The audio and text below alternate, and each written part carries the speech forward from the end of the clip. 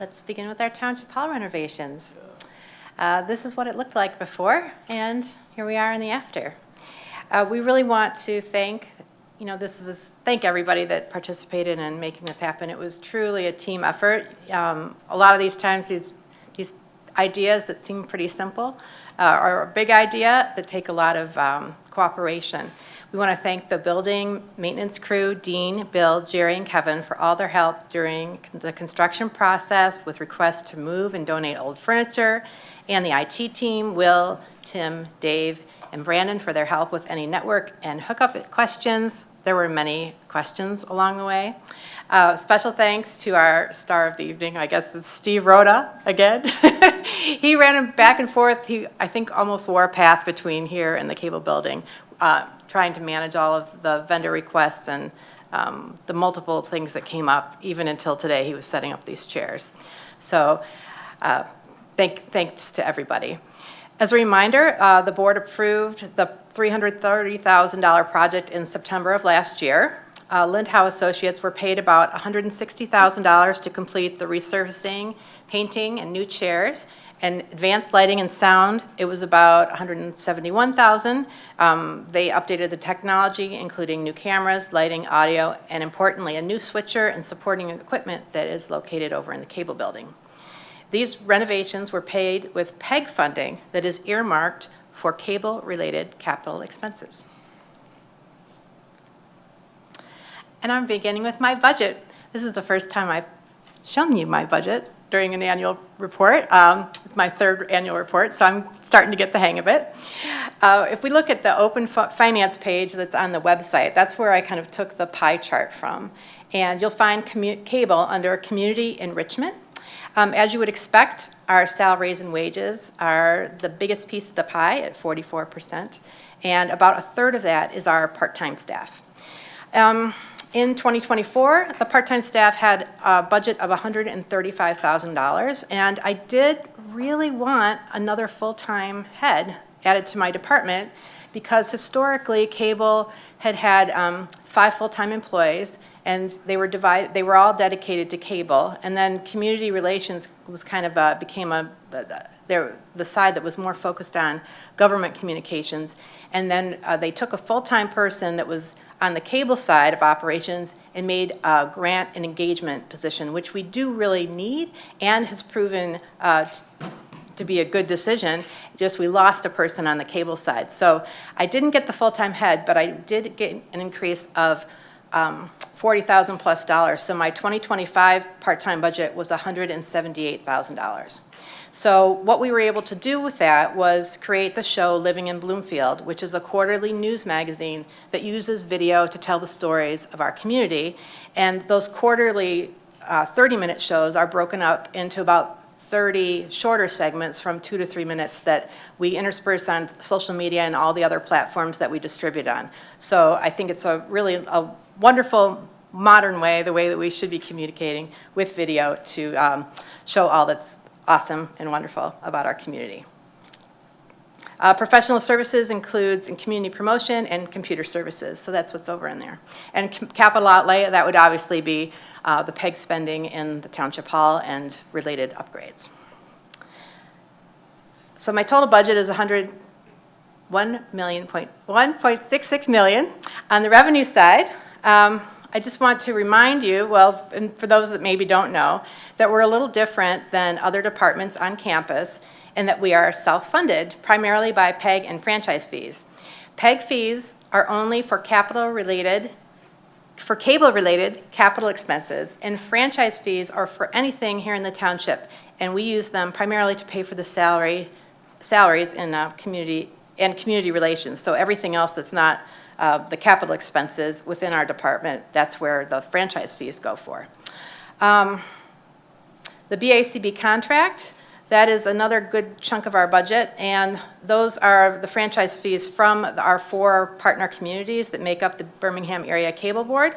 That contract is $308,000, and it's a 5-year contract that is set to renew next year, so we'll be renegotiating that. This tiny, slim piece of the pie that's 1.6% is our earned revenue. So BACB contract, that is still kind of earned revenue, but we don't account for it that way. But the earned revenue is other additional work that we do work for hire. In 2023, it was $1,500. That was the year I started. In 2024, it was $11,000. And in 2025, I won't make you guess, it was $26,670. So we were able to increase that, more than double it. And I hope to continue that trend. Also, I wanted to create a different kind of pie too, that included our grant contribution to the township. So that would increase my revenue that we bring in to $2.1 million. We received $551,749 in grants, and this is compared to the prior year, which was $190,435, which we were awarded in 2023. So what does that look like? The police and ICV and fire breathing protective equipment were both a part of the appropriations process via Representative Samantha Steckhoff, totaling $300,000. The Senior Services Companion Cafe was awarded via Exhale, and the Senior Services Friendship Club was awarded via the Community Foundation of Southeastern Michigan. Fire personnel and house screenings were awarded via Assistant to Firefighters grants. That's one I think that repeats without too much effort. The animal welfare received $3,000 for spading, neutering. And our department, Community Relations, we received $1,350 for equipment that was used during the open house. So the majority of these grants, while we work for them and write for them in the Cable and Community Relations Department, they go to help fund other things throughout the township.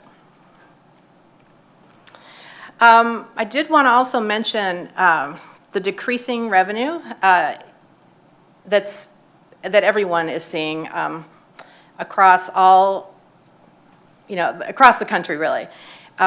These decreasing cable fees are generated by cable, but they're not spent just in cable. So I just wanted to talk a little bit about this, as we've been talking about it in cable for quite a while, but it's really surfacing now throughout other areas of townships and cities. This document was initiated by the treasurer in Madison Heights, Linda Kunath, who initiated and sent this around asking for other municipalities their revenue numbers, because as you can see, their fees dropped by 38% over the last 5 years. Now, if you look up here and you see our revenue has only dropped 7%, and that's just because our competition hasn't been as robust, and Comcast has been the available provider, so people have stopped subscribing to cable and are just subscribing to streaming. But as we see MetroNet is coming in and they'll start doing construction this summer, we also need to be aware that we will be seeing decreased revenue, possibly as much as Madison Heights, because of the switch from cable to streaming. And I will talk a little bit more about that later in the presentation. But that's because of the way the funding is charged to the customer, essentially, for operating within the rights of way. So here we are with most of the cost for what we pay for, this fabulous team who works very hard all the time, 24/7, as in they come in, stay late, work weekends and holidays. Steve manages most of our part-time staff, and Greg manages the Living in Bloomfield team and production, and Greg and Amy report to Greg. Jose and Amy report to Greg. Greg reports to Greg too, I suppose, but no.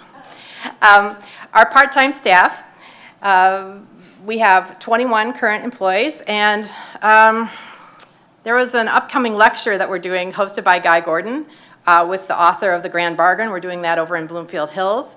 And Steve said, I hope you're ready to operate camera, Carrie, because we're really busy. So all of these people, they couldn't be really replaced by one full-time person, because they're all working in multiple positions in all of our 6 communities, all at the same time on occasion.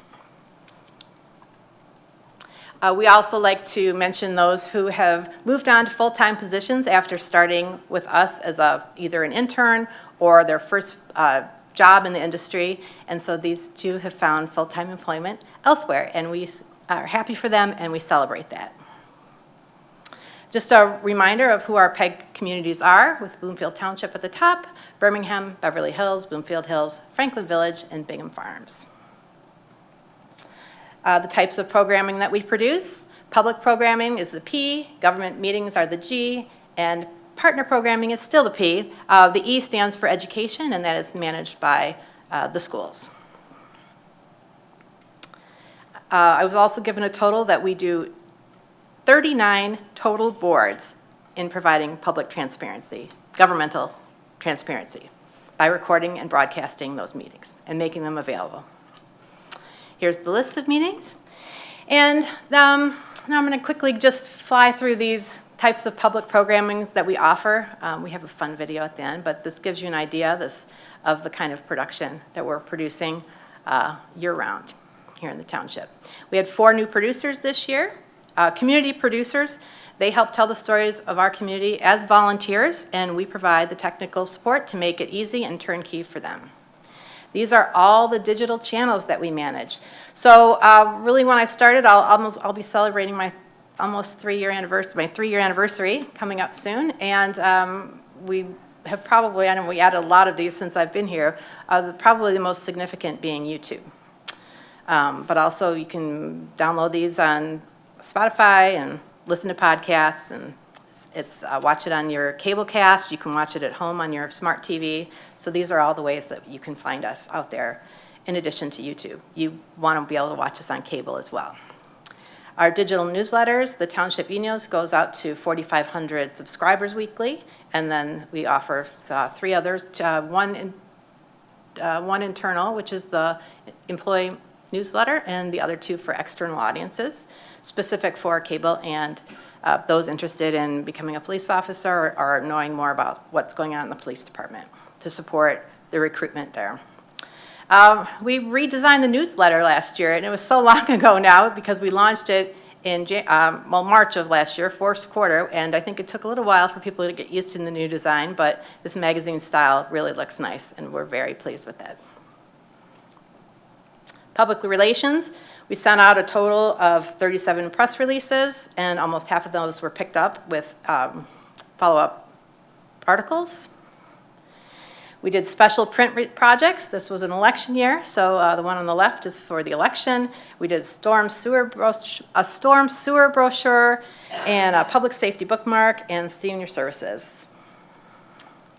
Some of our most watched content, now this is YouTube, which provides some statistics, which are some data for us that's always very interesting to take a look at. Our guests tonight, the League of Women Voters, those are 7 candidate forums, so we can see that they had almost 10,000 views during their time on YouTube. That doesn't account for when they're watched on our cable channel, but it does demonstrate that people are really interested in that kind of information.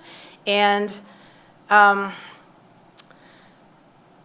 we see a lot of those hits because they are also taking those videos and putting them on their own website. So when people are seeking out that information, they're going to their website, not our website, but because it's our video, that's why we're seeing those hits there. BACB Sports, those 7 games, those are the rival teams in Birmingham. So that's Groves versus Seaham. And I think we cover 25 different events and things as part of that contract, and I'm hoping to expand on that.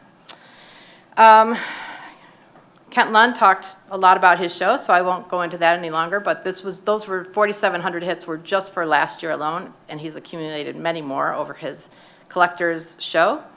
The meeting following Trustee Fakih's comment, which is up in the right side there, was about 600% higher than average in views for a public meeting than anything else.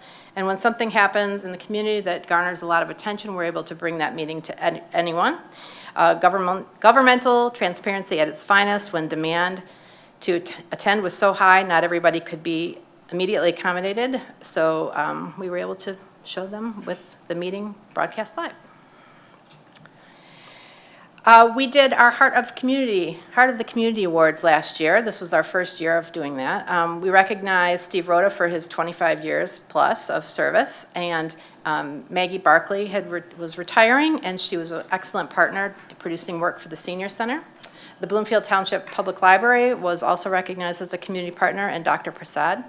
And I have to read you a quick email that I received that was related to Maggie. We just got this recently. So it's these kind of, emails that we live for. You may need to know what an important part of my week it is to be able to channel Maggie's energy at 1 p.m. every afternoon. So I cheat a bit. She's doing the exercise videos. So I cheat a bit and I don't do every little thing, but her virtual encouragement and visual demonstrations keep my 77-year-old bones moving. Never, ever consider replacing those videos or the memory of magical Maggie. Need to make sure that you know that this is one senior service that is valued more than the most sophisticated equipment in the center. I'm also a regular participant in Zoom and Zumba on Mondays, and Mary Ann Pace is the best. Thanks, and with great gratitude, Susan Brody. So it's, bringing the work home, and those stories are so awesome. I really love to share them. Community events. So we continued our food trucks, our open houses, and our studio orientations, and we added a week-long youth documentary workshop in conjunction with the Regional Youth Academy hosted by the Bloomfield Township Police Department. A digital literacy day we called Back to School with BCTV, where we brought people into the studio and recorded events, or recorded some digital literacy, and that was very well received. And you're using our studio to host a variety of meetings such as homeowner associations and other meetings that we're also attending more in person. We've expanded partnerships with the Birmingham Area Arts Center, the library, the schools, and our app had 1,500 registered users last year. And if you're watching right now, you can scan that QR code. You can see from the numbers around the app there which buttons people were most interested in. We've done this at a cost of $150 a month, $1,800 for 2024. So I think we're getting a lot of bang for our buck with the use of this app. Our most popular feature is the click and report. Residents and HOA presidents are enjoying the ability to report issues with pictures and/or video directly to the correct department for a quick response.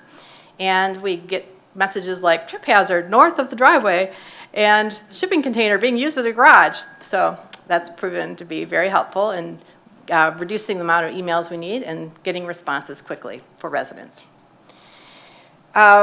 We did a branding audit and created a guide. So that's important for our image as we bring everything together as outlined in the strategic plan, as well as for ADA compliance. And so we have this guide available now. What could possibly be next? It's our 40th anniversary here at BCTV, and so we celebrate that this year. And in the fall, the weekend before Thanksgiving, we'll be doing a very short, sweet film festival hosted by us, and you'll see more studio updates in our building and the public spaces. The strategic plan, our department is tasked with new community and cultural events, a calendar of events, and develop and promote our brand identity, so we'll be working on those things. Most importantly is reaching this ADA target completion date of April 26, 2027. We've been immersed for several months already in understanding the digital accessibility legislation and learning how it affects the township.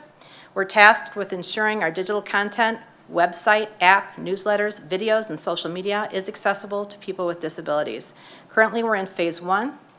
We have determined the successful criteria and begun implementing specific changes in the way we communicate in order to meet the Web Content Accessibility Guidelines, or WCAG, pronounced WCAG, thanks there, Amy, put forth by the World Wide Web Consortium. The branding audit we did recently, which resulted in more descriptive guidelines, were part of this initiative. However, many of these changes will go unnoticed unless you are using some sort of assistive technology such as a screen reader.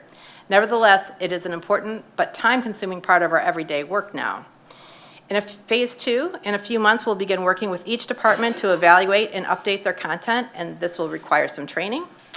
Phase 3 implementation of new guidelines for each department will take place. Content that can't be made accessible and will need to be archived or removed from their website.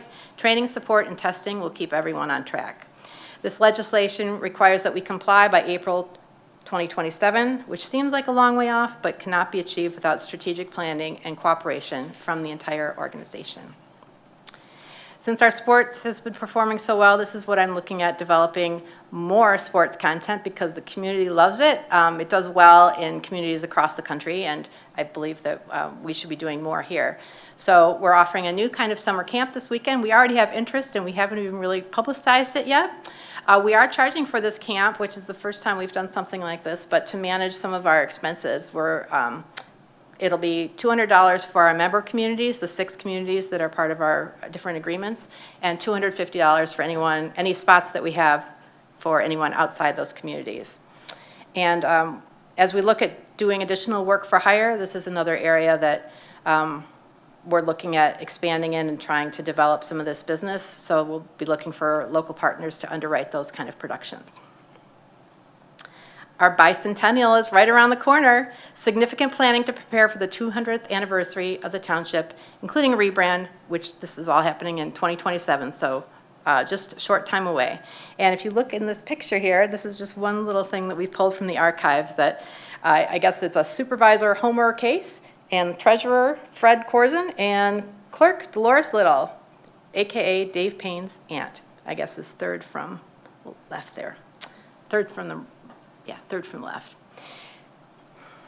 Related to our funding, we're launching a new website, bctv.studio, to attract more work for hire. We have part-time staff with availability, and I'd like to see the studio expand our hours, both for the community and area businesses that need turnkey production support.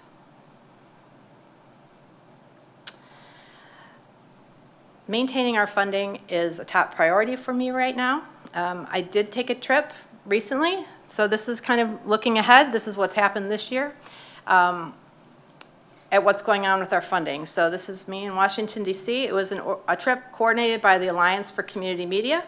And the main thing that we were talking about during this visit was, in addition to just basic education of our legislators between the difference between what public television, PBS is, and community television is what we do, it was also making sure that we ask to maintain state control. I also wanted to put up this Xfinity bill so that you could actually see where it's being charged for a cable subscriber. So in the bottom there are the franchise fees and the PEG fees. These fees are negotiated by the state of Michigan. That's about 20 states in the country do it that way. And these fees exist because of the Cable Communications Policy Act of 1984, which was established for the right to use the public right-of-way. The PEG and franchise revenue is per household. This is our example here. 5% of the gross revenue is for franchise fees. Those fees can go for anything, not just cable expenses or community relations, but often in other communities, it's for public safety and roads. 2% is for PEG, so things like the refurbishment of the auditorium here and capital expenses.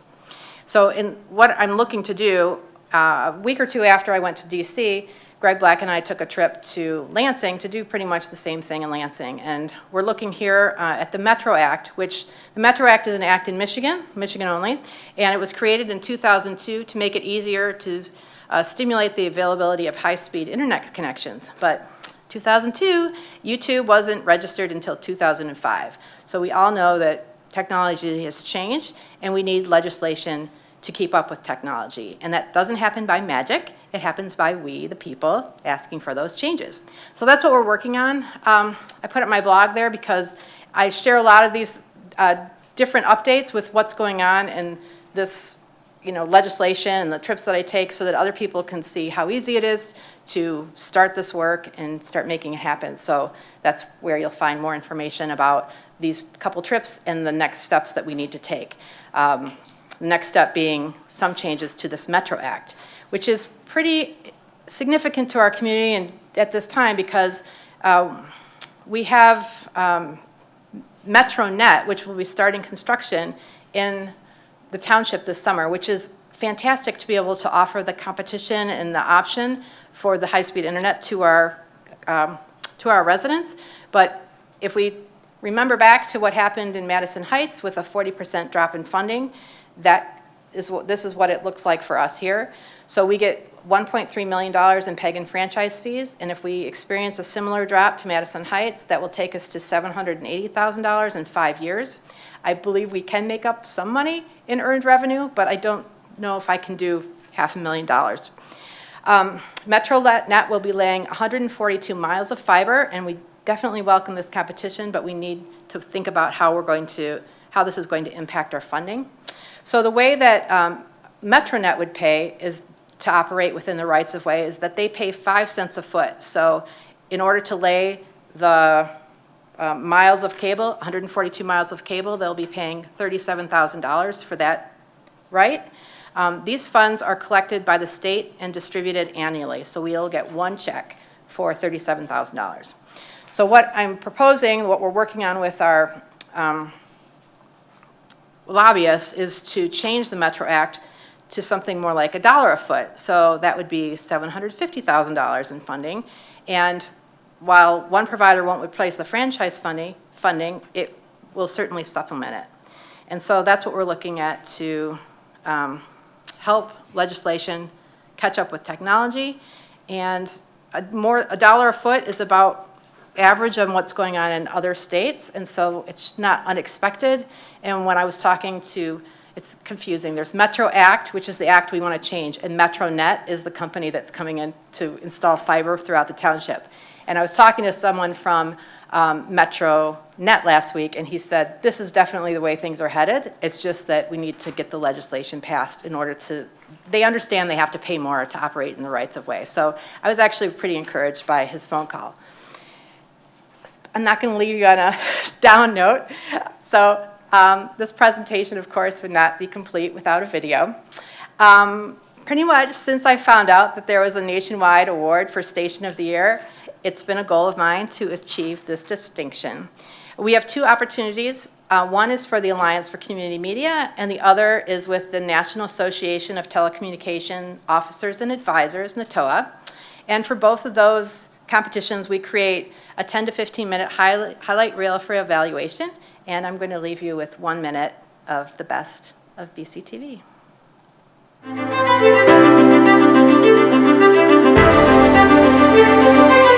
Serving the community since 1985, today Bloomfield Community Television supports 6 municipalities and more than 80,000 residents. Good evening, soccer fans, and welcome to Birmingham Oklahoma High School. I'm Brad Fetters. In the old days, when motion pictures were first started. And now, here's Franklin.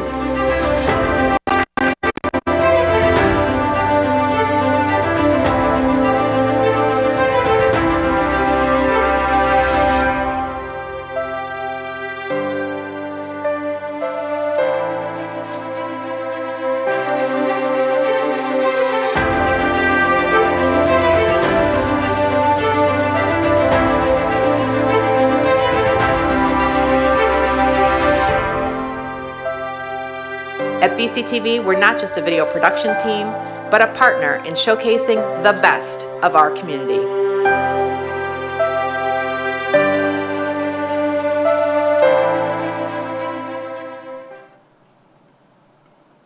Okay, thank you, Carrie. Are there any questions from the board for Carrie? Just thank you. I got to tell you, your department has come such a long way. I remember back a couple of years and before you were there and your team was there, and it's become so progressive, and the technology has changed so much, and you've brought us where we need to be, and I know you'll take us beyond that, and you should all be commended for that. Thank you, Neil. Thank you. Okay. Thank you. Great work. Thank you. Okay, Well, thank you. I just want to add, piggybacking on what Neil said, I think it can't be overstated how important it is that you've taken a leadership role in fighting for our money, because we are going to lose it. And I was contacted by the treasurer of Madison Heights and gave her our numbers. And when she called me when I said it to her. She said, "Is this correct?" I said, "Yeah, we've only lost 7%." She's like, I said, "How much did you lose?" And she's like, "What, 38% or something like that." So she couldn't believe it. But it's going to hit us all, as technology progresses, and as we, I mean, I personally have cut the cable, cut the cord, and it's, it's going to happen more and more, and so, but I appreciate that you've taken a leadership role in going to Lansing, going to Washington, fighting for us to get the money that we deserve, the money that we need, and so thank you on behalf of the board for that. Well, it's just started, so yes, Yeah. there'll be more work to Yeah. do. And we've got PAA working on it, and we're right there with you, so thank you. All right, thank you, Carrie. All right, next up, our annual report from Planning, Building,